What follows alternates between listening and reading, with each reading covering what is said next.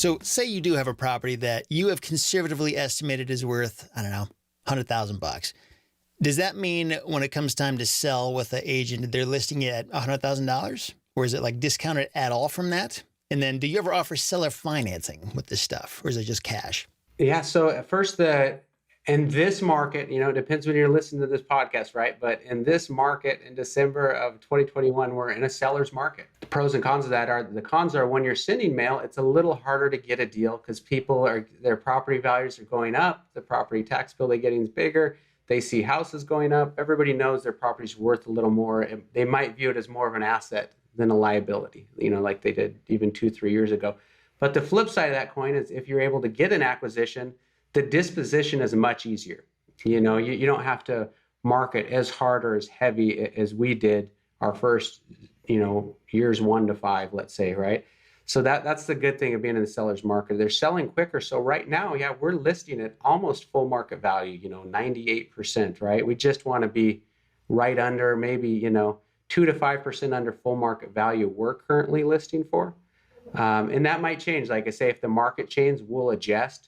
I've kind of always with land felt like I'm willing to take a cash offer at 80% of market value at the end of the day. I plan on that. I build that in when we're acquiring the properties. But in this market, we're getting full asking price right now on almost all of our properties. And then the second part of your question, the seller financing. So I kind of will take them as backup offers at first. So if we list something, we get an offer in the first 48, 72 hours on a property, it's a seller finance. We'll say sit on it, sit on it for a minute and let's see what else comes in. And we'll tell them, hey, the realtor will tell them the owner's currently only taking seller finance as backup offers. We'll circle back to you. And then some people say, okay, well, I could do it cash if you could knock 10 or 15% off. But yeah, at the end of the day, seller finance isn't our model, but we'll take it. There has to be like a 35, minimum 30, usually 35 to 50% down. And that's common or par for the course when you're dealing with MLS type properties, market values of 30 to 130. That buyer type or buyer pool has that to put down. And the sub $20,000, sub $10,000 property, is kind of where when people hear seller financing, they think 99 down, 99 a month, and that's what a lot of the courses and a lot of people think when they hear seller financing. So when I say yes, we'll take it, it's more like, we've got one right now that's a 720. We took 30% down. It was 15 grand down on a $50,000 property. And then it's 726 a month payment for 5 years. So that's a seller finance, a deal that we would do. But we almost always say 35 to 50 down. But we prefer cash first.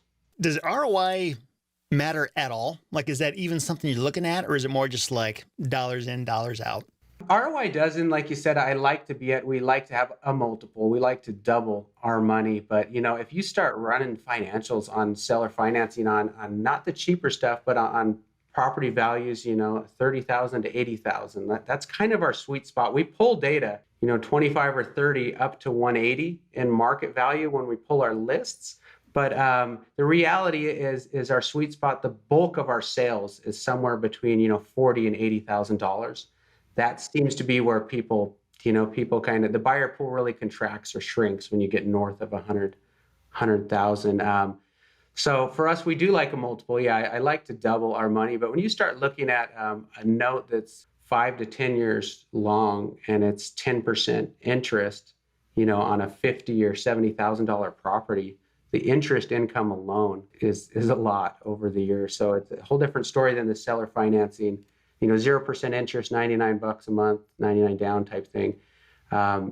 And you end up with a note, ideally, if you keep it, you could sell it to whatever. If you've got a 10% note that's 5 to 15 years in length and you've gotten 35 to 50% down, it's a note that's going to pay you really well for a long time. And at the same time, you could sell it at any minute with those stats. It's actually worth the trouble then. It's not some like little piddly source of income. I was like, wow, this was actually worth the effort and the hassle.